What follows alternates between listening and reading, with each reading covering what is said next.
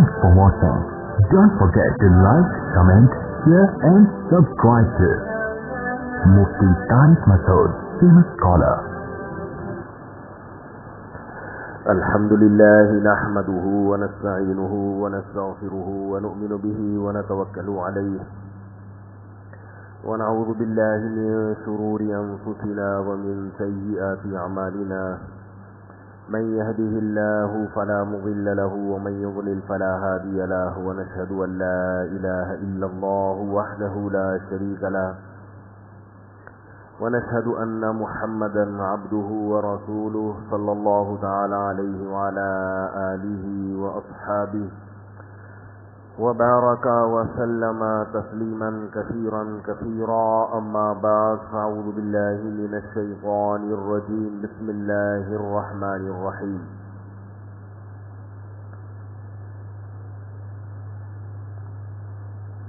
أينما تكونوا يدرككم الموت ولو كنتم في بروج مشيدة وقال النبي صلى الله عليه وسلم الكيس من دان نفسه وعمل لما بعد الموت وقال تعالى يا أيها الناس اعبدوا ربكم الذي خلقكم والذين من قبلكم. قرآن مجید کی آیات کے کچھ حصہ تلاوت کیا ہے اور رسول اللہ صلی اللہ علیہ وسلم کی ایک حدیث دعا ہے اللہ تعالیٰ صحیح طرح سے بات کہنے کی، سننے کی، سمجھنے کی اور پھر عمل کی توفیق عطا فرمائے. اینما تکونوا یدرککم الموت، تم جہاں بھی چلے جاؤ تمہیں موت پکڑے گی. یہ ایک ایسی حقیقت ہے جس کو قرآن مجید بار بار بیان کرتا ہے، بار بار. وَلَقَدْ صَرَّفْنَا فِيهِ الْآيَاتِ، اللہ نے ارشاد فرمایا ہم نے اس قرآن میں آیات کو ریپیٹ کیا ہے، بہت زیادہ بار بار بیان کیا ہے. ایک ہی بات کو قرآن میں اللہ نے کئی بار بیان کیا ہے، حالانکہ وہ بات بہت آسان، لیکن کئی بار بیان کرنے کا مقصد قرآن نے بیان کیا لعلہم یذکرون، تاکہ انہیں نصیحت حاصل ہو، عبرت حاصل ہو. اور وہ بات بہت سارے احکام ہیں، نماز کو کئی بار بیان کیا، زکوٰۃ بہت دفعہ بیان کی، والدین کے ساتھ اچھا سلوک کرنا ہے بہت زیادہ بیان کیا. اسی طرح اللہ نے اس بات کو بھی بہت زیادہ بیان کیا کہ تم نے مرنا ہے، اور اس سے بھی زیادہ اس بات کو بیان کیا کہ مرنے کے بعد ختم نہیں ہو جاتے، پھر ایک دن آئے گا جس دن تمہیں اللہ کے سامنے جواب دینا ہے. موت کے بعد دوبارہ زندگی ہے، ہمیشہ کے لیے ختم نہیں ہو جاتے.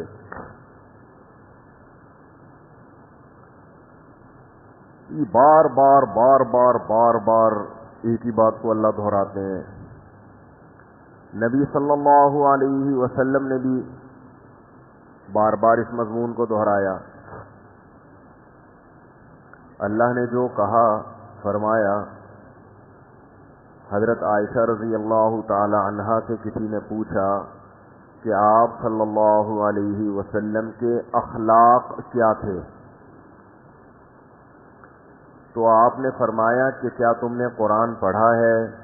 انہوں نے کہا جی ہاں. فرمایا بس یہی تھے، یعنی جو قرآن میں لکھا ہوا ہے وہ اگر عملی زندگی میں دیکھنا چاہتے ہو تو کس کی زندگی میں نظر آئے گا؟ رسول اللہ صلی اللہ علیہ وسلم کی زندگی میں. آج بہت سارے لوگ، کیونکہ میڈیا آزاد ہے نا، جس کے منہ میں جو آتا ہے بول دیتا ہے. تو ایتھیزم، ملحد، یہ لوگ بہت تیزی سے پھیل رہے ہیں. پھیلنا تو بہت تیزی سے نہیں کہہ سکتے، لیکن اپنی دعوت کو بہت تیزی سے پھیلا رہے ہیں. تو منہ پھٹ ہو گیا ہے ہر آدمی، چینل پہ آ کے کچھ بھی بول دے. اور یہ جو پاکستانی ملحد ہیں، گوروں میں بھی ہوتے ہیں ملحد جو کسی مذہب کو نہیں مانتے، وہ اپنی ذات کی حد تک وہ کہتے ہیں ہمارا یہ عقیدہ ہے، ہمیں کوئی اس پہ مجبور نہیں کر سکتا. آپ کا اگر یہ نظریہ ہے کہ اللہ ہے تو آپ جانیں. اختلاف رائے ہوتا ہے نا، ان کی نظر میں کہتے ہیں یہ ہمارا رائے کا اختلاف ہے. لیکن جو پاکستانی ملحد ہے نا، یہ بہت زیادہ فنٹر بننے کی کوشش کرتے ہیں. آپ نے سنا ہوگا وہ کیا بچپن میں ایک مثال تھی، ذہن سے نکل گئی، بیٹا باپ سے بھی گورا، کچھ اس طرح کی مثال تھی. کٹورے پہ کٹورا، بیٹا باپ سے بھی گورا. اور دوسری مدعی سست اور گواہ چست. جو مذہب کا انکار ہمارے معاشرے میں آیا ہے یہ گوروں سے آیا ہے، گوروں سے، غیروں سے. اور کیوں آیا؟ گوروں میں مذہب سے بغاوت کیوں پیدا ہوئی؟ اس لیے پیدا ہوئی کہ وہ جس مذہب کو فالو کر رہے تھے وہ تحریف شدہ مذاہب تھے. وہ فطرت کو اپیل نہیں کرتے تھے. ان کے پادریوں نے اپنے مذہب میں تحریف کر کے مذہب کا بالکل بیڑا غرق کر دیا تھا. تو مذہب کسی کو سمجھ میں، کہ کوئی بھی ذرا سی عقل رکھنے والا ہوگا تو اس کو مذہب سمجھ میں نہیں آتا تھا کہ کس قسم کی باتیں کرتے ہیں، نہ سر نہ پیر. مذہب کی جو بنیادیں تھیں نا، بنیادی تعلیمات، وہ تعلیمات ہی سمجھ میں آج تک کسی کے نہیں آئی ہیں. ہمارے حضرت مفتی رشید احمد صاحب رحمہ اللہ تعالی ایک مرتبہ ٹرین میں سفر کر رہے تھے تو سامنے پادری بیٹھا ہوا تھا. تو پادری سے ان کی گپ شپ شروع ہو گئی. وہ اسلام کے بارے میں، یہ عیسائیت کے بارے میں گپ شپ ہو رہی ہے. تو حضرت نے فرمایا کہ آپ نے کا جو یہ نظریہ ہے کہ خدا ایک بھی ہے اور تین بھی، کیونکہ بائبل میں تو توحید کا عقیدہ ہے نا کہ خدا کیا ہے؟ ایک، بس، اس کے ساتھ کوئی شریک نہیں ہے. تو یہ جو عقیدہ ہے کہ حضرت مریم بھی، حضرت عیسیٰ بھی، یہ تین بھی ہیں، لیکن ہے حقیقت میں ایک، یا تو ایک ہوگا یا تین ہوں گے. یہ کیا ہے؟ یہ بیس، بنیاد یہاں سے شروع ہوتی ہے عیسائیت. تو وہ پادری صاحب کہنے لگے کہ یہ متشابہات میں سے ہے. یہ کس میں سے؟ متشابہات. اور اس نے دلیل دی کہ جیسے آپ کے قرآن میں کچھ آیتیں ایسی ہیں جن کا مطلب آپ کو بھی معلوم نہیں ہے، آپ کہتے ہو یہ کس میں سے ہے؟ متشابہات میں سے.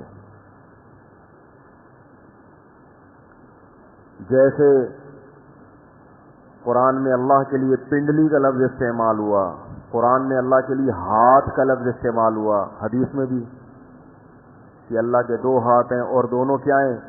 دائنے ہیں. تو اس کا پورا مطلب سمجھ میں آتا ہے کسی کے؟ کیا ہے؟ کیا ہو گیا بھائی؟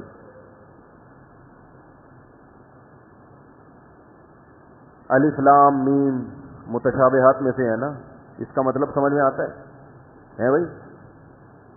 آج تک کسی کو نہیں پتا الف لام میم کا کیا مطلب ہے. حامیم عین سین قاف نون والقلم وما یسطرون. والقلم کا مطلب تو معلوم ہے، نون کا مطلب، ویسے تو نون حروف تہجی ہے، مسلم لیگ میں بھی کئی قسمیں نون قاف ہے نا. تو اس اس نے کہا کہ جیسے یہ متشابہات میں سے ہیں، آپ کو اس کا مفہوم معلوم نہیں ہے، تو اسی طرح اللہ نے بتا دیا کہ خدا ایک بھی ہے اور تین بھی ہیں، تو ہمیں نہیں پتا کیا مطلب ہے اس کا۔ اب دیکھو اس قسم کی باتیں جب ہوں گی تو کوئی عقل مند آدمی مذہب کے قریب آئے گا؟ وہ کہے گا یہاں تو بنیاد ہی ایسی چیزوں سے شروع ہو رہی ہے جو کسی کی کھوپڑی میں آ ہی نہیں سکتی، تو باقی کیا ہوگا پھر؟ تو ہمارے حضرت بیٹھے ہوئے تھے، وہ ظاہر ہے اسلام کے جاننے والے، وہ اسلام جانتے تھے، تو حضرت نے فرمایا کہ میں اپنے اسٹائل میں کہہ رہا ہوں ایکسکیوز می، ایسے حضرت نے نہیں کہا، لیکن میں ہوتا تو میں کہتا ایکسکیوز می سر، آپ سے ایک بہت بڑی مسٹیک ہو رہی، آپ بات کو کیا کر رہے ہیں؟ گھما رہے ہیں۔ ایک چیز ہوتی ہے خلاف عقل اور ایک چیز ہوتی ہے ماورائے عقل، دونوں کو گڑبڑ نہیں کر دینا چاہیے۔ عقل کے اگینسٹ، عقل کے بالکل خلاف، اور ایک ہے عقل سے بالا تر۔ مذہب عقل کے خلاف باتیں اگر کرے تو وہ مذہب صحیح نہیں ہے، کیونکہ مذہب کو یہ پہچاننا کہ یہ مذہب صحیح ہے یا غلط، یہ عقل ہی کے ذریعے ممکن ہے، اور جب مذہب ہی عقل کے خلاف باتیں شروع کر دے، اس کا مطلب مذہب آپ کو عقل استعمال کرنے کی اجازت دے ہی نہیں رہا ہے، تو شروع میں ہی روک دیا آپ کو اس نے، تو پتہ کیسے چلے گا کہ یہ مذہب ٹھیک ہے کہ غلط ہے؟ سمجھ میں آ رہی ہے بات کہ نہیں آ رہی؟ یہ ایسے ہی ہے، عدالت نے ایک نظام بنایا، حکومت نے، کہ جو بھی دعویٰ کرے گا تو گواہوں سے اپنا دعویٰ ثابت کرے گا تو ہم مانیں گے، تو پھر عدالتوں میں انصاف ہوگا نا۔ لیکن اگر قانون یہ بنا کہ جو گواہ لے کر آیا اس کی گواہی قبول نہیں ہوگی، شروع سے ہی ہم نے کہہ دیا ہے، تو اب انصاف کہاں چلا گیا؟ بولو بھائی، یعنی جس چیز کے ذریعے فیصلہ کرانا تھا، ملک میں قانون یہ بن گیا کہ گواہ جو بولیں گے اس کو غلط سمجھا جائے گا، چاہے وہ کتنے نیک گواہ ہوں۔ تو اللہ نے جانوروں اور انسانوں میں جو فرق رکھا ہے، جانور سے کا امتحان نہیں ہے، جانور سے یہ سوال نہیں ہوگا کہ اللہ کو مانتے تھے، ہوگا یہ سوال ایک خدا کو مانتے تھے یا ایک سے زیادہ خداؤں کو؟ یہ سوال جانوروں سے ہوگا؟ آپ سے جو میں سوال کر رہا ہوں تو آپ تو ماشاءاللہ انسان ہے نا، اس لیے جواب دیں گے آپ ماشاءاللہ، جانوروں سے نہیں ہوگا یہ سوال۔ جانوروں سے یہ سوال ہوگا کہ کتنے پیغمبر دنیا میں آئے ہیں بھائی؟ یہ سارے سوالات کس سے ہوں گے؟ انسانوں سے، کسی نے پیدا کیا یا خود سے بنے ہو؟ ام خلقوا من غیر شیء ام هم الخالقون، خود سے وجود میں آ گئے یا تم نے خود اپنے آپ کو بنایا ہے؟ تو انسان سوچنے پر مجبور، کھوپڑی استعمال کرتا ہے نا، یار خود سے تو نہیں بن سکتے بھائی، خود سے تو دو اینٹیں ایک ساتھ کبھی کسی نے نہیں لگی آ کے، خود سے ہماری تصویر کبھی بنی ہے؟ تصویر نہیں بن سکتی تو پورا زندہ انسان کیسے بن سکتا ہے؟ یہ ملحد لوگ نا بات کو ٹوپی بہت کراتے ہیں، گھماتے بہت ہیں، ادھر ادھر کی گھمائیں گے بات کو، سیدھے سیدھے دور چار کی طرح بات نہیں کرتے۔ تو عقل استعمال کرتا ہے نا انسان، کہتا ہے نہیں نہیں نہیں نہیں، اتفاق سے ہم وجود میں نہیں آ سکتے، ایک آنکھ اتفاق سے وجود میں نہیں آ سکتی، ایک کیمرہ جو آنکھ کو دیکھ کے بنایا گیا ہے، ڈیجیٹل کیمرہ انسانی آنکھ کی کاپی ہے، تو جو کاپی ہے وہ خود سے نہیں بنی، تو جو اوریجنل ہے وہ خود سے کیسے بن گئی؟ ایک ملحد مثال دے رہا تھا کمبخت کہ یہ واقعہ نہ کہیں دائیں بائیں ہو جائے رہ جائے، وہ ٹرین میں پادری والا ایک ملحد مثال دے رہا تھا ابھی بقرعید کے دنوں میں کہ بقرعید کا دن آیا تو کہنے لگا کہ آج کروڑوں جانور مسلمان کاٹ کے ختم کر دیں گے. یہ جانوروں پہ بے انتہا ظلم ہے.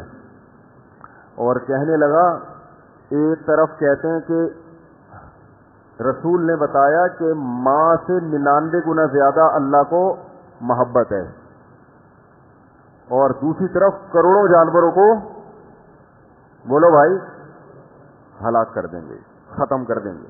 یہ محبت ہے. وہ کہتے ہیں تو جانوروں کو مرنے سے بچاتے تو ہم کہتے کہ اللہ غفور الرحیم ہے. کھوپڑی استعمال کرتا نا, کھوپڑی, تو نبی صلی اللہ علیہ وسلم نے جو مثال دی ہے نا, اسی مثال میں دعوے کی دلیل موجود ہے. آپ نے مثال دی کہ اللہ کو ماں کی نسبت 99 گنا زیادہ محبت. تو بے وقوف آدمی تو جانوروں کو کٹتا ہوا دیکھ کے اللہ کو ظالم سمجھ رہا ہے. جس ماں کی محبت کی مثال دی اس ماں کے بارے میں سوچ لیتا. ہر بچے کو خدا کی طرف سے ایک تحفہ ملتا ہے جسے کیا کہا جاتا ہے, ماں, جس کی مثالیں دی جاتی ہیں. اس عورت کے دل میں اس انسان کی محبت جسے وہ پالتی ہے, یہ محبت تیرے باپ نے پیدا کی ہے معذرت کے ساتھ. یہ کس نے پیدا کی ہے؟ یہ خدا نے پیدا کی ہے. یہ محبت پیدا کرنا اس کی علامت ہے کہ اللہ اپنے بندوں پر بہت مہربان ہے. ورنہ ماں کا تحفہ بچے کو نہ ملتا. فارمنگ ہوتی بچوں کی جیسے کہ انگریزوں کے ہاں ہوتی ہے, فارم میں پل رہے ہوتے ہیں. چائنا میں پلتے ہیں فارم میں, بچے پھینک کے چلے گئے تو جیسے بکرے پلتے ہیں نا, سب کا کھانے کا ٹائم ہوتا ہے, سارے بکرے آ جاتے ہیں لائن سے, تو ایسے ہی بچے بھی پل رہے ہوتے ہیں. اور چائنا میں ہمارے پاس ایک مسئلہ آیا چین سے کہ ماں کا دودھ, عورتوں کا دودھ وہ کیا کرتے ہیں, لے کے ڈبہ پیک کر کے خشک کر دیتے ہیں, وہی بچوں کو پلاتے ہیں. سمجھ رہے ہیں کہ نہیں سمجھ رہے؟ کیونکہ بہت سی عورتیں بچے نہیں پالتی. تو یہ تو آپ جیسے لوگ جو خدا کے منکر ہیں انہوں نے بچوں سے ماں کی ممتا چھینی ہے. سمجھ میں آ رہی ہے بات؟ چائنا والے خدا کو مانتے ہیں؟ نہیں مانتے. ان کے یہاں حشر دیکھو, بچہ ماں کی ممتا سے محروم, ڈبے کا دودھ پی رہا ہے. ماں کی ممتا سے بہت سے لوگ کیا ہو گئے, محروم. اور جو اللہ کو مانتے ہیں ان میں اکثریت ماں باپ کی بپتا سے بھی محروم نہیں, اور ماں کی ممتا سے بھی ان کو باپ کی محبت بھی ملتی ہے اور ماں کی محبت بھی ملتی ہے. تو یہ اللہ غفور الرحیم ہے نا, جس نے ایک نظام دیا, اس نظام کو فالو کرو گے تو باپ بھی ملے گا اور ماں, اور اس نظام سے بغاوت کرو گے تو نہ باپ کا پتہ نہ ماں کا پتہ. اور جن کو ماں ملتی بھی ہے باپ کے شیلٹر کے بغیر ملتی ہے, خود پالتی ہے, گورنمنٹ پالتی ہے بچوں کو. گورنمنٹ کیا ہوتی ہے بھائی؟ خیر میرا یہ بھی ٹاپک نہیں ہے. باقی اللہ نے جو جانوروں کو ذبح کرنے کا حکم دیا, کاٹنے کا حکم دیا, ان جانوروں نے ویسے بھی مرنا تھا اور سسک سسک کے مرتے. انڈیا میں دیکھ لو آپ, جو بوڑھی گائے گھوم رہی ہیں, آپ نے دیکھا یوٹیوب پہ سڑکوں پہ بڈھی بڈھی گائے گھوم رہی ہوتی ہیں. انسان فٹ پاتھوں پہ پڑے ہوئے ہوتے ہیں, انہیں کوئی نہیں پوچھتا. بوڑھی گائے اور بوڑھی بھینس کو کون پوچھے گا؟ کیا ہو گیا بھائی, سمجھ میں کیوں نہیں آ رہا؟ پھر وہ وہاں پر کچھ تنظیمیں ہیں جو بڈھی بڈھی گایوں کو لے جاتی ہیں, بولتی ہیں کہ بھائی یہ دیکھو انہوں نے ایک ہفتے سے کھایا نہیں, اب ہم ان کو کیا کر رہے ہیں, کھلا رہے ہیں.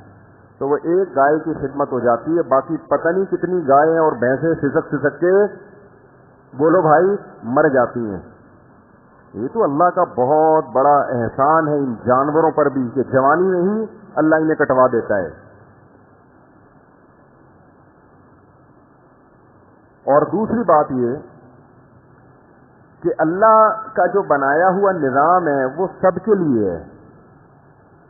جو سب کے لیے جب کوئی قانون بنتا ہے تو اس قانون سے بعض دفعہ کسی کے مفاد سے تھوڑی بہت ضبط ظلم نہیں ہوتا. میں جب آسٹریلیا گیا تو میں ایک چیز وہاں دیکھ کے حیران ہو گیا کہ آسٹریلین گورنمنٹ اونٹوں کرتی ہے. ابھی آپ نے دیکھا ہوگا جنگل میں 10,000 اونٹ مار ڈالے.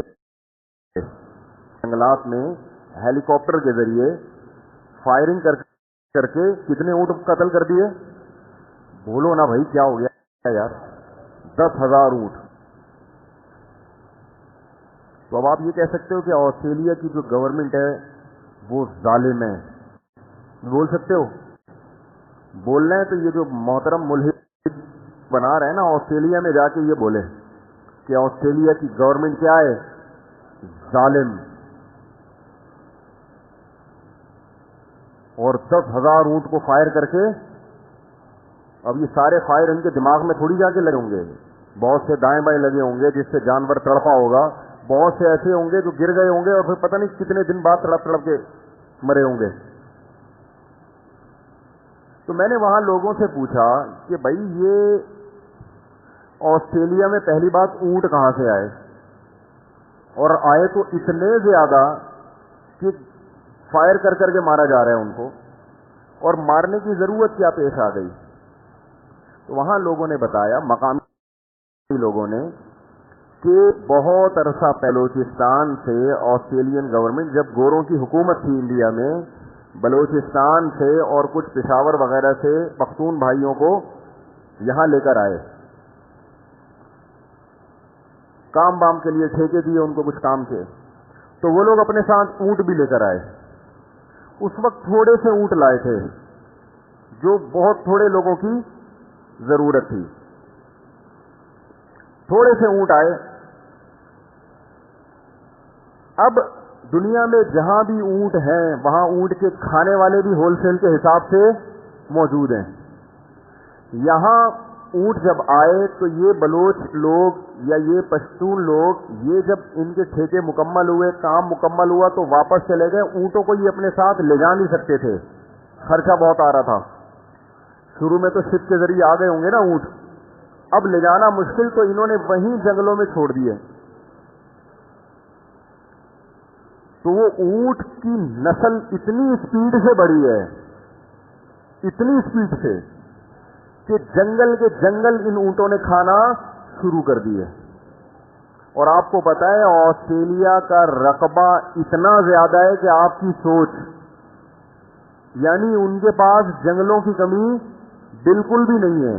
انڈیا سے 2-3 گنا زیادہ بڑا رقبہ ہے آسٹریلیا کے پاس. آبادی بہت تھوڑی اور سارا جنگل. تو آپ اندازہ لگاؤ کہ 100-150 سال پہلے کے آئے ہوئے چند اونٹ، ان کا گروتھ ریشو یا ان میں برکت اتنی ہوئی ہے کہ انہوں نے پورے کے پورے جنگل چاٹنا شروع کر دیے. آسٹریلین گورنمنٹ اگر ان اونٹوں کو ایکسپورٹ بھی کرنا شروع کر دے تو آسٹریلین گورنمنٹ کے بس میں نہیں ہے. اتنی اسپیڈ سے نسل بڑھ رہی ہے، ایکسپورٹ پہ خرچہ آ رہا ہے اچھا خاصا. ان کے پاس اس نسل کو کنٹرول کرنے کا اس کے علاوہ کوئی حل نہیں ہے کہ ان کو گولیاں مار مار کے، بولتے کیوں نہیں بھائی، ہلاک کیا جائے. تو میرے بھائی یہ جو اللہ نے ہمیں جانور کاٹنے کا حکم دے دیا، یہ اللہ کے علم میں یہ بات ہے کہ ان جانوروں کی نسل میں برکت اتنی ہوتی ہے کہ اگر مسلمانوں کے ہاتھوں ہم نہ کٹواتے تو ان کو یہی ملحد بم دھماکوں سے اڑا اڑا کے ختم کرتے. بہت مشکل ہے بات سمجھانا، بہت مشکل ہے. بارش ہو رہی ہے، ہونے دیں، ہوتی رہتی ہے بارش. یہ بارش اللہ کی رحمت ہے یا نہیں؟ کہہ رہے اللہ غفور، معاذ اللہ کتنا بڑا الزام لگا رہا ہے کہ یہ اللہ غفور رحیم ہے جو کروڑوں جانور کٹوا دیتا ہے. یہ بارش کون برسا رہا ہے؟ پھر اس میں جو نباتات کون پیدا کرتا ہے جسے جانور کھا کے اتنے ہٹے کٹے موٹے ہو جاتے ہیں؟ اور کٹوا کس کے لیے رہا ہے؟ انسانوں کے لیے کہ تم کھاؤ. فَكُلُوا مِنْهَا وَأَطْعِمُوا الْبَائِسَ الْفَقِيرَ، فرمایا خود بھی کھاؤ اور محتاجوں کو بھی کھلاؤ. تو پہلے تو انسان ہے نا، اور خود میکڈونلڈ میں جو کروڑوں مرغیاں اور بکرے کٹ جاتے ہیں وہ کسی کھاتے میں نہیں.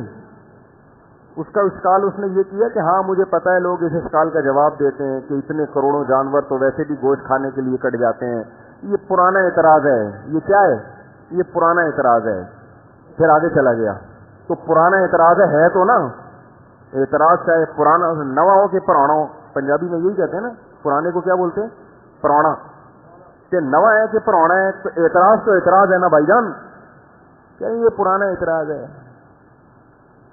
تو جب تم گوشت کھانے کے لیے اتنے جانوروں کو کاٹ سکتے ہو، تو اگر مسلمانوں نے بقرعید پہ کاٹ دیے اللہ کو خوش کرنے کے لیے، اور گوشت بھی کھا رہے ہیں اور کھلا بھی رہے ہیں، میکڈونلڈ میں اور یہ جو KFC اور یہ بڑے بڑے ہوٹل ہیں، یہ فی سبیل اللہ نہیں کاٹتے، ٹھیک ہے نا؟ نہ یہ اللہ کو خوش کرنے کے لیے کاٹ رہے ہیں، نہ یہ غریبوں کو کھلانے کے لیے کاٹ رہے ہیں۔ مسلمان بقرعید میں اتنا کھاتا نہیں ہے جتنا کھلاتا ہے، بہت تھوڑا گوشت گھروں میں استعمال ہوتا ہے، زیادہ تر تو تقسیم۔ اور کتنے لوگوں کو روزگار ملتا ہے۔ میں تو یہ کہہ رہا ہوں یہ حکمتیں سمجھ میں نہ بھی آئیں تو بس اتنا کافی، اللہ کا حکم۔ لیکن جو ملحد ہے نا اس کی عقل کام نہیں کرتی، اللہ سے دشمنی میں پاگل ہوا ہے۔ جس نے پیدا کیا نا اس سے دشمنی میں پاگل ہو جاتے ہیں۔ اندازہ لگاؤ کتنا بڑا جرم ہے۔ ارے اس سے تو محبت کرنی چاہیے تمہیں۔ باپ سے دشمنی میں کوئی پاگل ہو جائے تو لوگ کہیں گے نا باپ تو محبت کرنے کی چیز ہے، بھائی ماں تو محبت کرنے کی چیز ہے۔ جس نے پیدا کیا اس سے تو محبت کرو۔ ہمارے شیخ حضرت مفتی رشید احمد صاحب رحمہ اللہ ایک بڑی پیاری بات کیا کرتے تھے، فرمایا اللہ ڈرنے کی چیز نہیں ہے، اللہ تو محبت کرنے والی ذات ہے۔ اب سوال پیدا ہوتا ہے پھر شریعت نے ہمیں اللہ سے ڈرنے کا حکم کیوں دیا؟ فرمایا اللہ سے ڈرنے کا نہیں ہے، وہ اصل میں اللہ کی نافرمانی سے ڈرنے کا ہے۔ ورنہ اللہ تو کیا ہے؟ وہ تو غفور ہے، وہ تو رحیم ہے، وہ تو ودود ہے، اس سے تو محبت کی جاتی ہے۔ ڈرا اس سے جاتا ہے کہ اس ایسے محبوب کی نافرمانی نہ ہو جائے، اور پھر نافرمانی پہ اس نے توبہ کا راستہ رکھ دیا کہ توبہ کرو معاف کر دوں گا۔ بہت زیادہ جب اللہ کی نافرمانی کی جائے اور توبہ نہ کی جائے پھر جا کے اللہ کو غصہ آتا ہے، اور ایسے لوگوں پہ آتا ہے جو اپنے بنانے والے کا انکار کر رہے ہیں۔ تو 10,000 اونٹ کیا کر دیے؟ مار دیے کہ بھئی ہم جنگل ختم ہو رہے ہیں۔ تو یہ جو جانور ہے نا اونٹ، گائے، بکرا، بیل، یہ اللہ نے بنائے ہی کاٹ کے کھانے کے لیے ہیں۔ دیکھو فارمی مرغی اگر یہ اعتراض کرے کہ یہ کیا مسئلہ ہے کہ میں چوزا تھی اور پولٹری فارم میں مجھے رکھا گیا، مجھے لائف کو اس طرح سے انجوائے نہیں کرنے دیا گیا جس طرح سارے جانور لائف کو انجوائے کرتے ہیں۔ کل ایک صاحب کا فون آیا کہ ہماری بلی ہے، چلیں چھوڑیں، تو لائف کو مجھے انجوائے کرنے نہیں دیا جا رہا۔ مرغا آپ دیکھیں، عام مرغوں کی حالت دیکھیں آپ، کوئی شرافت نظر آتی ہے کہیں سے مرغوں میں؟ اور فارمی مرغا بھی بیچارہ وہ بھی ہمیشہ کیا ہوتا ہے؟ بند۔ پھر اس کو لایا جاتا ہے گاڑیوں میں ڈال کے، پنجروں میں بند کر کے، پھر دکاندار کے پاس رکھا جاتا ہے اور کاٹ کاٹ کے کھلایا جاتا ہے۔ فارمی چکن اگر اعتراض کرے کہ تم لوگ بڑے ظالم ہو، کاٹ کاٹ کے کھا رہے ہو، ہمیں تو جینے کا حق ہی نہیں ہے، تو اسے بتایا جائے گا جتنے دن تمہیں جینے کا حق دیا گیا نا یہ اسی لیے کہ کاٹ کے ہم نے کھانا ہے، ورنہ جتنی زندگی تمہیں ملی ہے یہ بھی نہ ملتی، تمہیں پیدا ہی نہ ہونے دیتے۔ اگر یہ فارمی چکن ہم نہ کھاتے تو یہ فارمی چکن نام کی کوئی چکن ہوتی دنیا میں؟ بول لو کیا ہو گیا بھائی؟ ہوتی نہیں۔ فارمی جو پولٹری فارم والے سارے مرغیاں چھوڑ چھوڑ کے بھاگ جاتے، مرو ہماری بلا سے، لائف کو انجوائے کرو، آوارہ گردی کرو، ٹرک کے نیچے آ کے مر جاؤ، نہ پھر اتنے انڈے نکالے جاتے مرغیوں سے۔ یہ تو جتنی مرغیاں آج آپ کو نظر آ رہی ہیں یہ پیدا اسی لیے کی ہیں، انسانوں نے ہی ان کو اللہ کے حکم سے پیدا کیا کہ ہم کھائیں، نہیں ہوتا تو ان کی نسل ہم بڑھنے ہی نہ دیتے، ہم کہتے جاؤ بھائی وہ جو جنگلوں میں جا کے رہو، پھر اتنی تھوڑی نسل بڑھتی۔ تو یہ نسل اللہ نے بھی ان کی جو بڑھائی ہے کس کے لیے؟ ہمارے لیے۔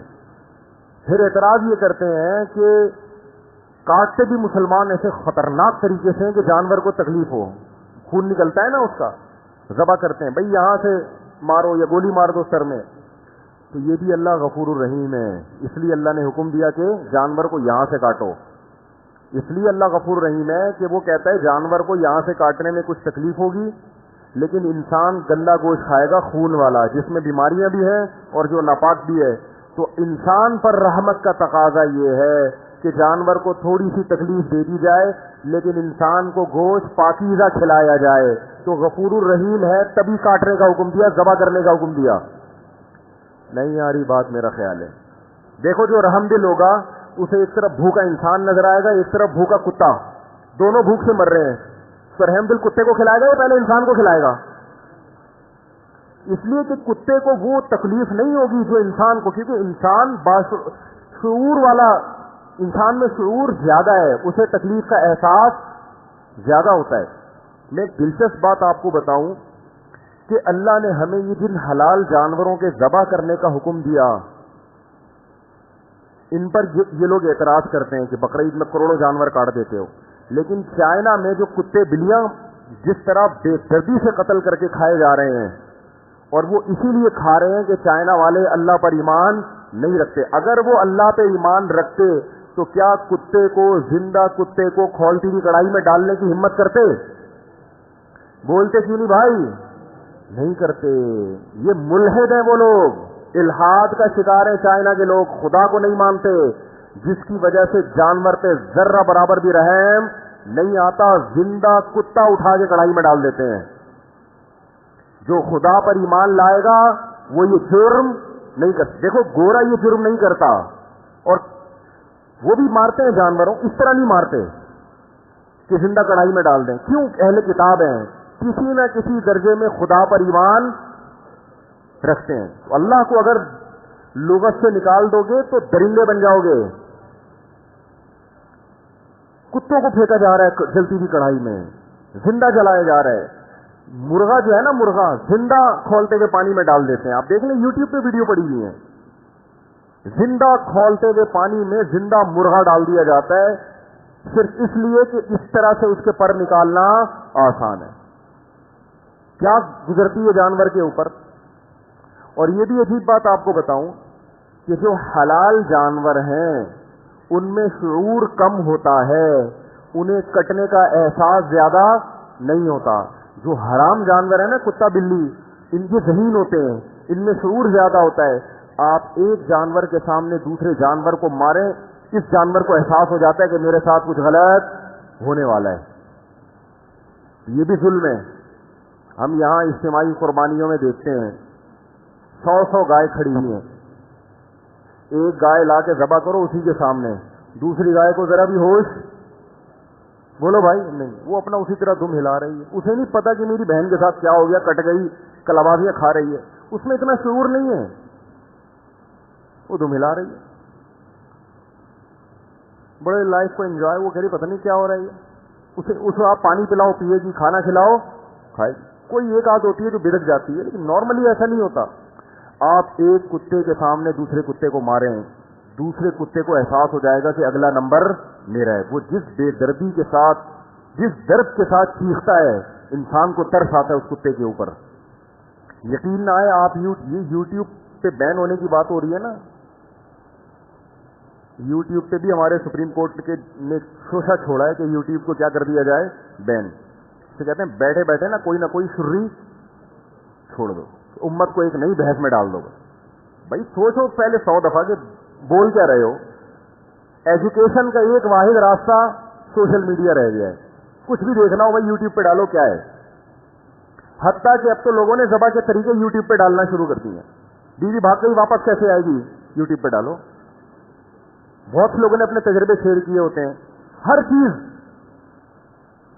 تو نالج اسکولوں سے مل رہی ہے. انٹر کیے ہوئے بچے آپ ذرا ان کی حالت تو دیکھو, کان پکڑنے کا دل چاہتا ہے خدا کی قسم کہ یہ ہو کیا رہا ہے یار. کیا سکھایا تم نے 12 سال میں اس بچے کو. ابھی میں مثالیں نہیں دوں گا, پھر وہ بچے کہیں گے یہ تو ہمیں بھی, آپ میں سے بہت سے کہیں گے تو ہمیں بھی نہیں پتا, یہ تو بہت گہری چیزیں پوچھ رہے ہیں آپ. تو یہ جو کتے اور یہ جو بھیڑیے, یہ جو جانور ہیں نا, ان میں اللہ نے, یہ ذہین ہوتے ہیں نا, ان کو سدھایا جاتا ہے, یہ بہت ذہین ہوتے ہیں. تو جس میں شعور زیادہ ہوتا ہے اسے تکلیف کا احساس زیادہ. آپ یوٹیوب پہ سرچ کریں, جہاں ان کے فارم ہوتے ہیں کتوں کے, اور ان کو مار مار کے پکایا جاتا ہے, کھایا جاتا ہے, تو دوسرے کتوں کی حالت دیکھا کریں. وہ ایسے نہیں ہوتے جیسے گائے ذبح ہو رہی ہے, دوسری گائے کھڑی ہوئی وہاں, جیسے کوئی حسینہ بال سکھا رہی ہو.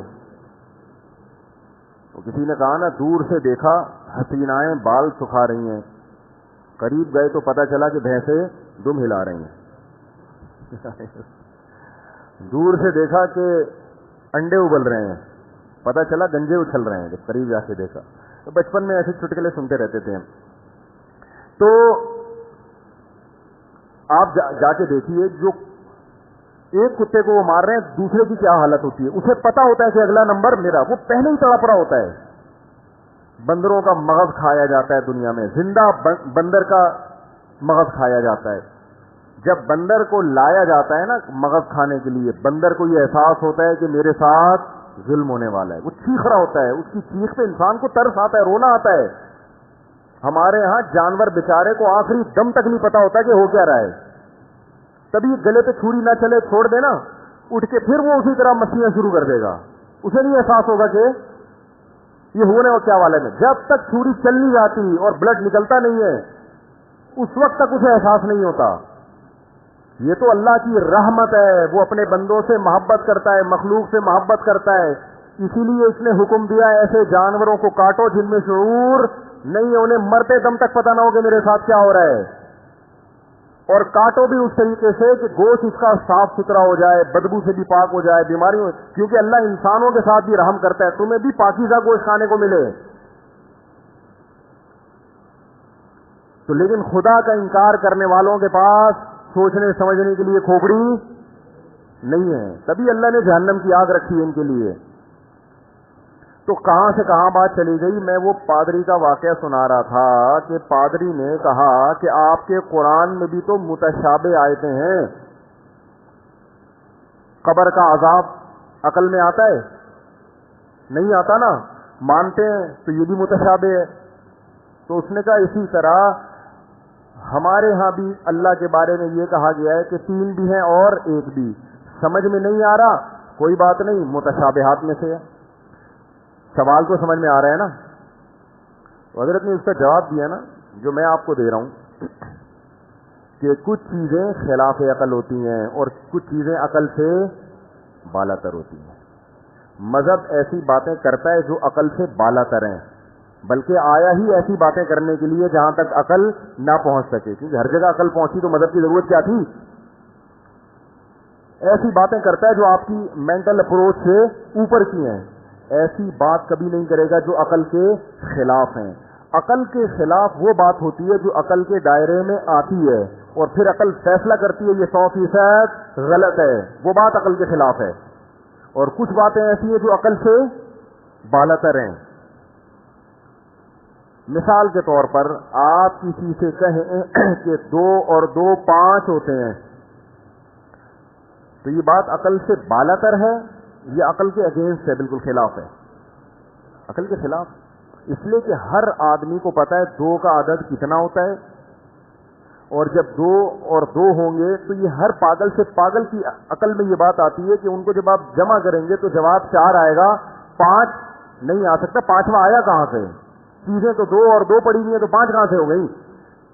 اب اگر کوئی پیغمبر ہونے کا دعویٰ کرے کوئی شخص اور کہے میں برحق مذہب لے کر آیا ہوں, اور وہ یہ اس طرح کی باتیں کرے کہ 2 اور 2 5 ہوتے ہیں, اس کا مطلب یہ جھوٹا ہے, کذاب ہے, یہ نبی نہیں ہو سکتا, کیونکہ اللہ عقل کے خلاف باتیں نہیں کر سکتا. یہ تو ہماری عقل کا بیڑا غرق کروا رہا ہے, پاگل بنا رہے ہیں ہمیں. لیکن کچھ چیزیں عقل سے بالا تر. مثال کے طور پر ایک آدمی جس نے میتھ نہیں پڑھی ہوئی, آپ اس سے کہتے ہو کہ 3225 کو 8226.37 سے ضرب دیا جائے تو 5,03,225 جواب آتا ہے. وہ کہے گا بھائی ہو سکتا ہے آتا ہو سکتا ہے نہ آتا ہو. وہ یہاں ہتھیار ڈال دے گا, اس کے پاس کیلکولیٹر بھی نہیں ہے اور اس کو ملٹیپلائی کرنا آتا بھی نہیں ہے. وہ کہے گا بھائی اتنا میتھ مجھے نہیں آتا, ہو سکتا ہے آپ صحیح کہہ رہے ہو سکتا ہے آپ غلط کہہ رہے ہو. نہ آپ صحیح ہونے کا حکم لگاؤ گے نہ آپ غلط, کیونکہ آپ بولو گے بھائی یہ جو آپ نے اکویشن یہ جو آپ نے ملٹیپلائی کیا ہے یہ میری عقل سے, بولو نا بھائی کیا ہو گیا یار, یہ ساری عقل نہیں آندہ یا اوپر کی چیز ہے کوئی, یہ کسی ماہر, یہ جسے سی اے کیا ہوا ہے اس سے پوچھو جا کے. یہ کیلکولیٹر کالو کا لیٹر بتائے گا آپ کو. یہ کون بتائے گا؟ کالو کا لیٹر. کیلکولیٹر کو دیسی زبان میں کالو کا لیٹر بھی, میں گھر میں یہی بولتا ہوں گھر والوں سے, کالو کا لیٹر لے کر آنا. کالو کو فرض کر لیتے ہیں کوئی چیز ہے, اس کا لیٹر اچھا لگتا ہے نا, اس سے فوراً کیلکولیٹر آ بھی جاتا ہے. کوئی بھی کیلکولیشن کرنی ہو نا کالو کا لیٹر بولا کریں. تو اس کی ڈیٹیل ہے پھر کسی وقت انشاءاللہ. تو مذہب باز, یہ جو اللہ نے قرآن میں فرمایا اللہ کی پنڈلی ہے, تو اللہ کی ذات عقل سے بالا تر, اس کی پنڈلی سے کیا مراد ہے یہ ہماری عقل میں نہیں آ سکتا. ہم جانے اللہ جانے, ہمیں کیا پتہ کیا مطلب ہے اس کا. آپ کی اور میری پنڈلی کی بات ہوتی تو ہم کہتے بھائی پنڈلی کسے کہتے ہیں, اسے کہتے ہیں جو آج کل نوجوانوں کی ہے ہی نہیں. کراچی میں پنڈلیاں مارکیٹ سے کیا ہو گئی ہیں, گٹکے کھا کھا کے جم جا کے نکلوا رہے ہیں, کوشش کر رہے ہیں. تو خیر ابھی کوئی کسی نے میرا شارٹ کیٹ چلا دیا, روکڑا ہوگا تو رشتہ ملے گا. بات آفیسر درست تھی لیکن بنانے والے کا اسٹائل درست نہیں تھا, تو وہ خود غم زدہ ہوگا بیچارہ نا, اس نے اپنے دکھ کا اظہار کیا ہے. تو مذہب بعض دفعہ بات کرتا ہے جو آپ کی عقل سے بالا تر. اب مرنے کے بعد کیا ہوگا, ہم مرے تھوڑی ہیں, ہمیں کیا پتا برزخ کی زندگی کیا ہوتی ہے. تو ایسے موقع پہ اگر بتانے والے کا سچا ہونا ثابت ہو جائے تو اس کی خبر پہ یقین کر لیا جاتا ہے, سچا ہونا ثابت نہ ہو تو اس خبر کو مسترد کر دیا جاتا ہے. تو اسلام کا سچا ہونا اگر ثابت ہے دوسرے دلائل سے تو پھر جتنی عقل سے بالا تر باتیں اسلام نے کی سب درست ہیں, اور اگر سچا ہونا ہی ثابت نہیں ہوتا تو درست نہیں ہے. لیکن عیسائی جو یہ کہتے ہیں کہ خدا ایک بھی ہے اور تین بھی, یہ عقل سے بالا تر نہیں ہے, یہ عقل کے تحت آنے والی چیز ہے کہ جو تین ہے وہ ایک نہیں ہوتا, جو ایک ہے وہ تین, بولو بھائی, نہیں ہوتا. نبی کو یہ بولو کہ حاضر ناظر بھی ہے, مشکل کشا بھی ہے, حاجت روا بھی ہے, اور پھر بولو کہ ہم ایک خدا کے ماننے والے ہیں, یہ عقل سے بالا تر نہیں ہے, یہ عقل کے تحت آتی ہے. کہ خدا کی ڈیفینیشن ہی یہی ہے کہ جو مشکل کشا اور حاجت روا ہو. جب نبی بھی ہو گئے اللہ بھی ہو گیا تو پھر فرق کیا رہا, پھر اس تکلف کی ضرورت کیا ہے کہ خدا ہے بھائی.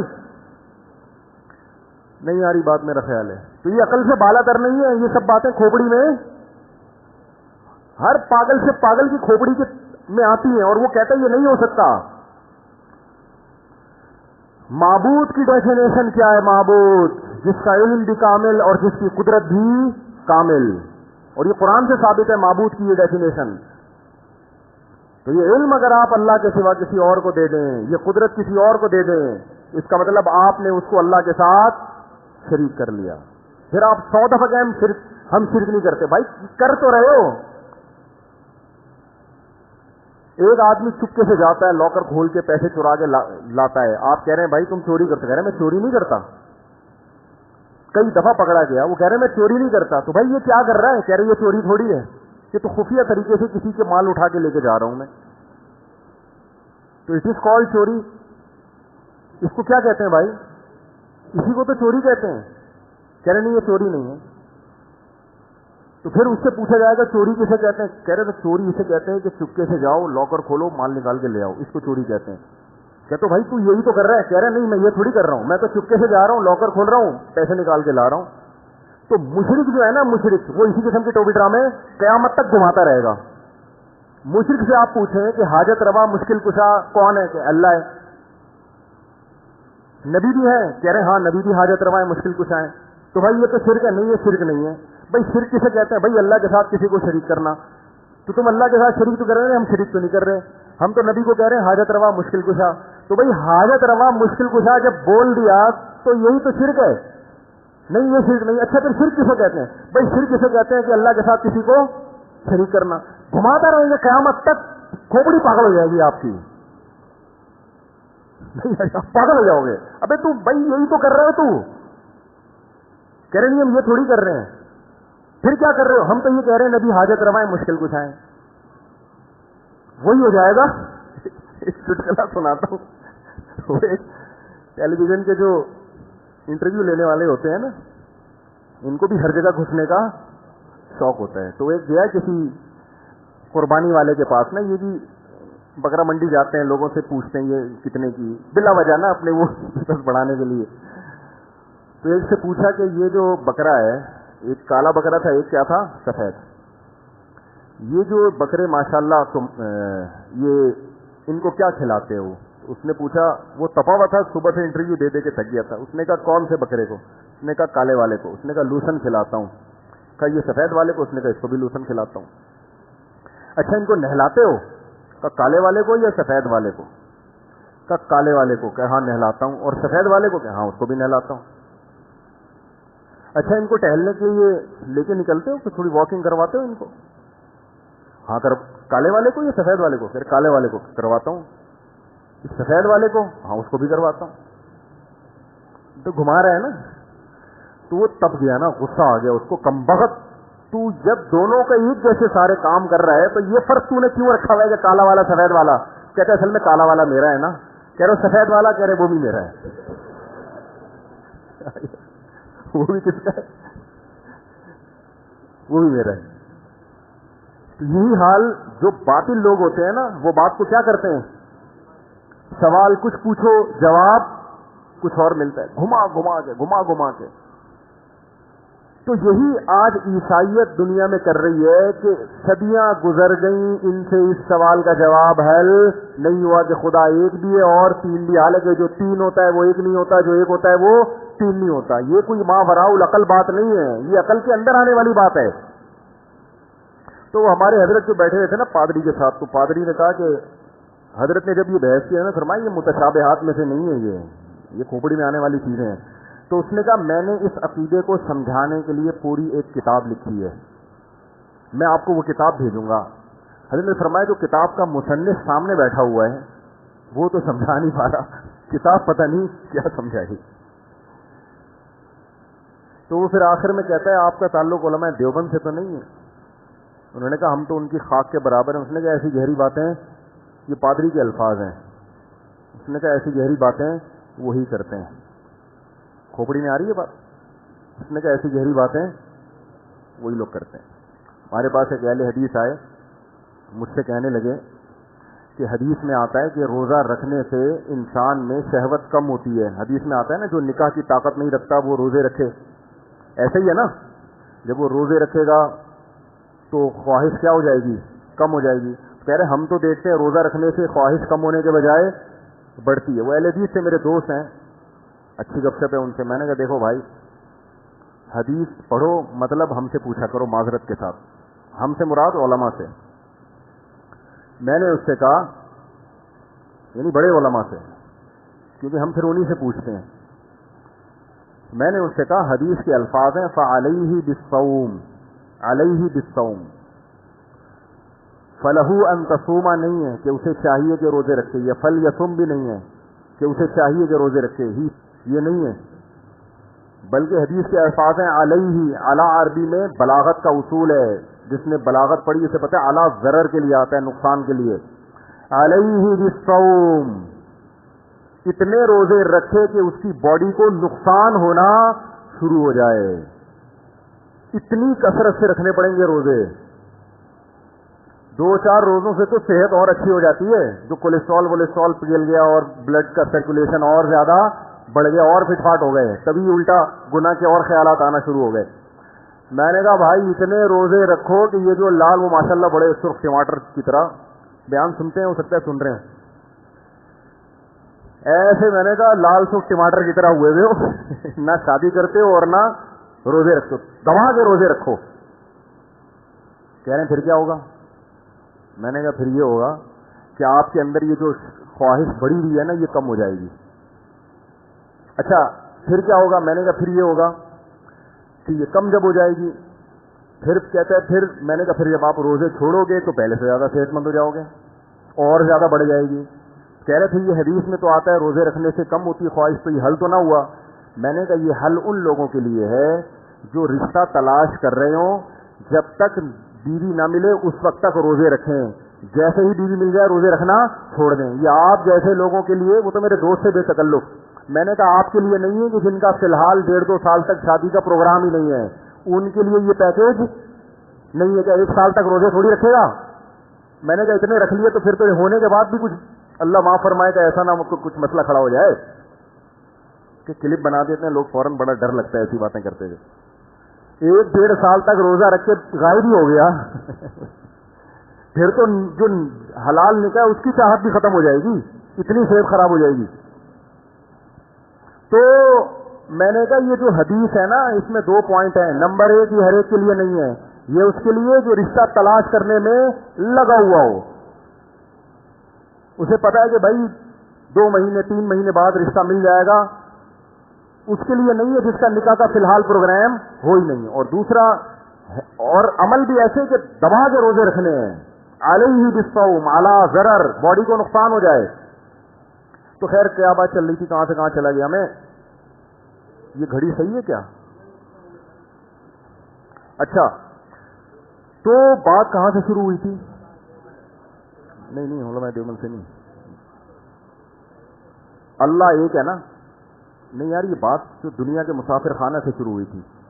تو بات یہاں سے شروع ہوئی تھی کہ اللہ تعالیٰ نے قرآن مجید میں نبی حضرت عائشہ سے پوچھا گیا رضی اللہ عنہا سے کہ رسول اللہ صلی اللہ علیہ وسلم کے اخلاق کیسے تھے. تو آپ نے کیا فرمایا؟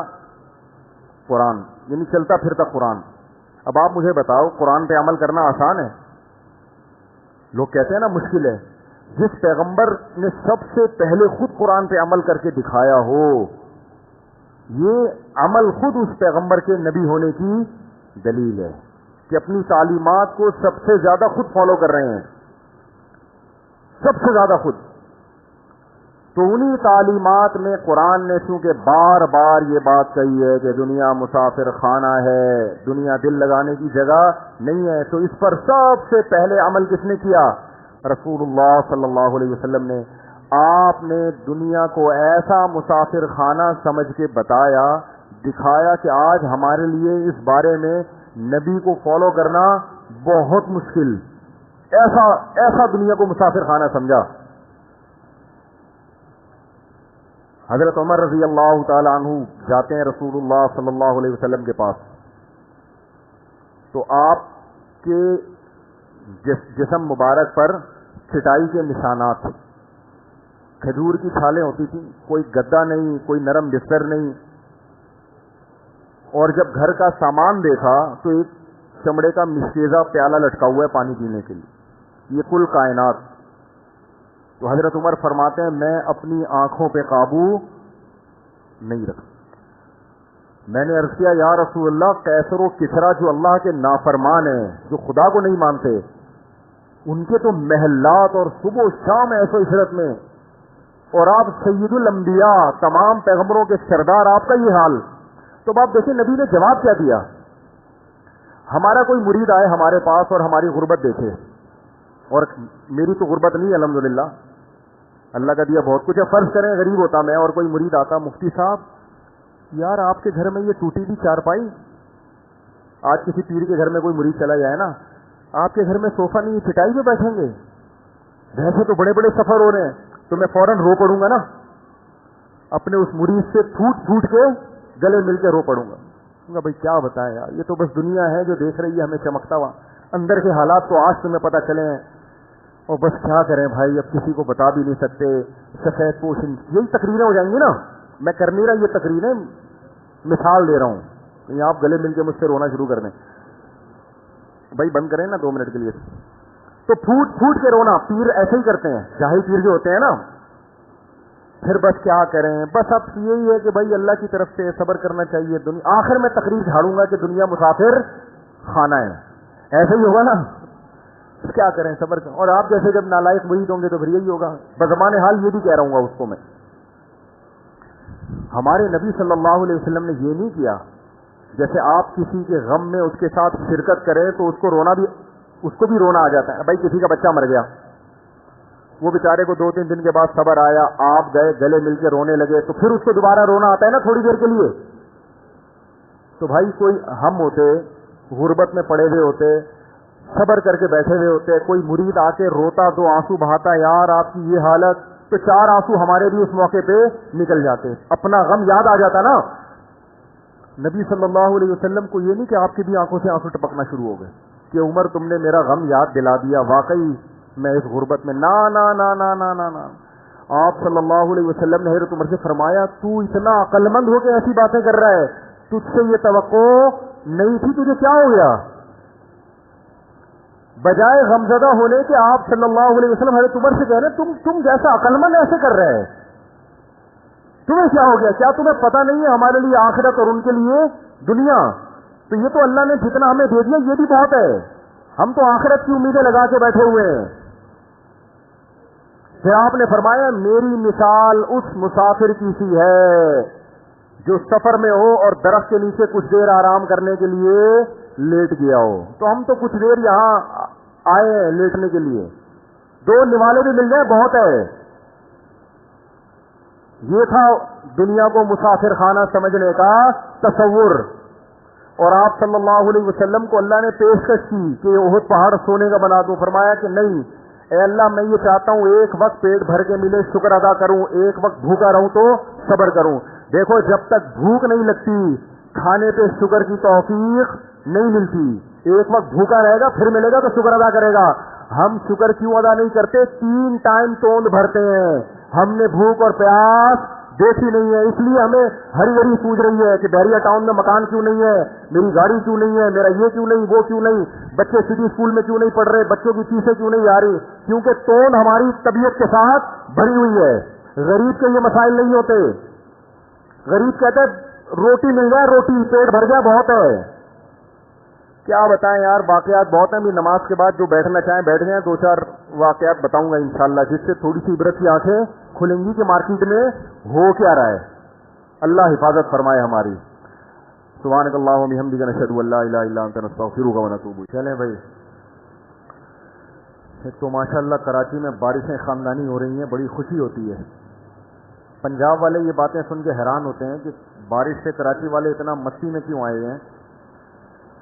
یہ ایسا ہی ہے جیسے قربانی کراچی میں زیادہ منائی جاتی ہے نا, اس کی ایک وجہ یہ بھی ہے کہ یہاں جانور دیکھنے کو کم ملتے ہیں. پنجاب والے تو پالتے ہیں جانوروں کو, کراچی والوں کو سال میں ایک ہی دفعہ ملتا ہے نا گائے, اور تو پھر وہ گلیاں بھر جاتی ہیں, رونق ہو جاتی ہے.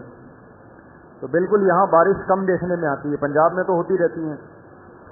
تو یہاں جب بارشیں ہوتی ہیں تو ہٹو بچے ہو جاتا ہے. ابھی بھی تباہ کے ماشاءاللہ بارش ہو رہی ہے خاندانی.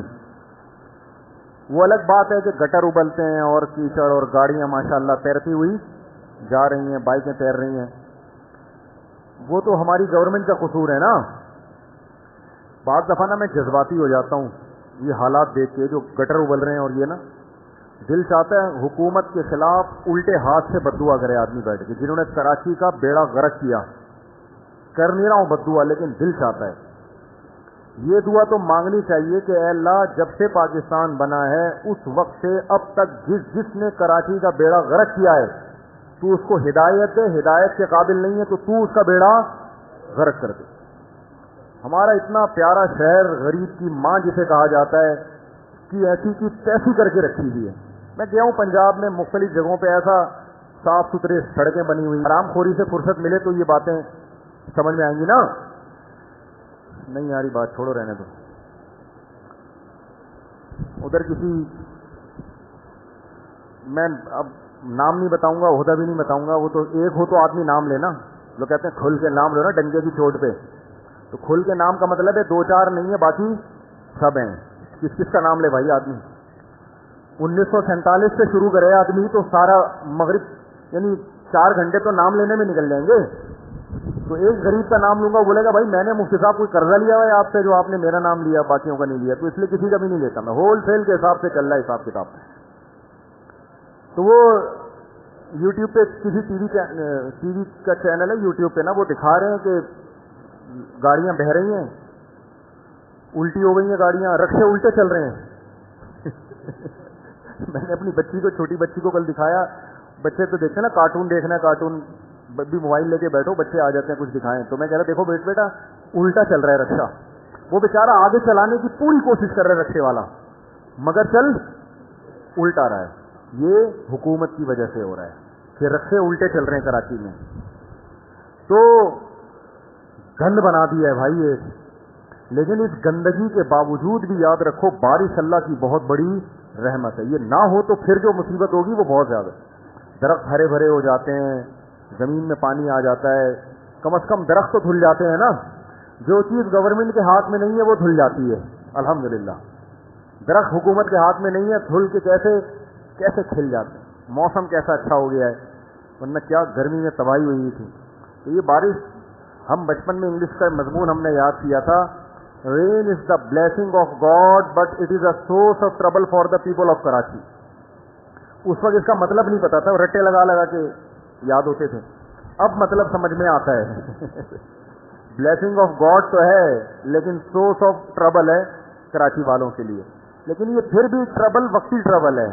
بارش نہ ہونے سے جو ٹربل ہوتی ہے وہ بہت زیادہ ہوتی ہے. تو یہ اللہ کی رحمت ہے یار، اس کو دیکھا کرو. آسمان سے اللہ ہمیں زندگی دینے کے لیے پانی برسا رہا ہے. اسے دیکھ کے بھی کوئی کمبخت اللہ پہ ایمان نہ لے کر آئے.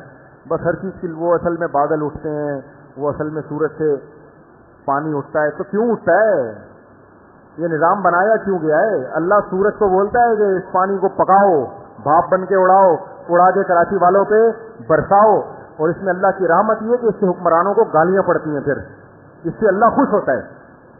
بارش اس لیے بھی اللہ کی رحمت ہے کہ جب یہ برستی ہے تو جو کیچڑ ہوتا ہے، جو گند ہوتا ہے، اس سے ظالم حکمرانوں کو گالیاں سننے کو ملتی ہیں. اللہ اس سے کیا ہوتا ہے؟ خوش ہوتا ہے. اس لیے بھی اللہ کی بہت بڑی رحمت ہے، کیونکہ اللہ چاہتے ہیں کہ ظالموں کو سزا ملے نا، تو چلو بددعاؤں کی سزا ملے ظالموں کو. اس سے اللہ خوش ہوتا ہے. بہت بڑی اللہ کی رحمت ہے. میں تو دونوں کام ساتھ ساتھ کر رہا ہوتا ہوں، اللہ کا شکر بھی ساتھ ساتھ ادا کر رہا ہوتا ہوں، اور جو گند پھیل رہا ہے. آپ ابھی جا کے دیکھو بھی تیز بارش ہو رہی ہے نا، وہاں ذرا اس کلندری سے آگے نکلیں. آپ کلندری سے آپ آگے نکلو، آپ بھول جاؤ گے دریائے سیلم اور دریائے چناب کو. اور چلو دریا کا پانی ہوتا نا تو کوئی مسئلہ نہیں ہے. پانی ہوتا تو کوئی مسئلہ نہیں ہے یار، گاڑیاں الٹی چلیں سیدھی چلیں. آج تک رکشے سیدھے چلتے رہے ہیں، اللہ کی قدرت کے الٹے چلنا شروع ہو گئے. یہ تو اور انجوائے کرتے ہم اس کو. پانی میں تیرتے کیا ہو جاتا؟ پانی نہیں ہے یہ سارے جو خواتین جو بچوں سے پیمپر نکال کے پھینکتی ہیں، وہ سارے پیمپر گٹر لائنیں ابل رہی ہیں، اور جو کچھ گند ہے وہ زیادہ ہے، پانی بارش کا اس میں کم ہے. وہ سارے بہہ گئے ہیں، کالا کالا پانی بہہ رہا ہے. اللہ کی پناہ. تو یہ اللہ ان کو ہدایت دے.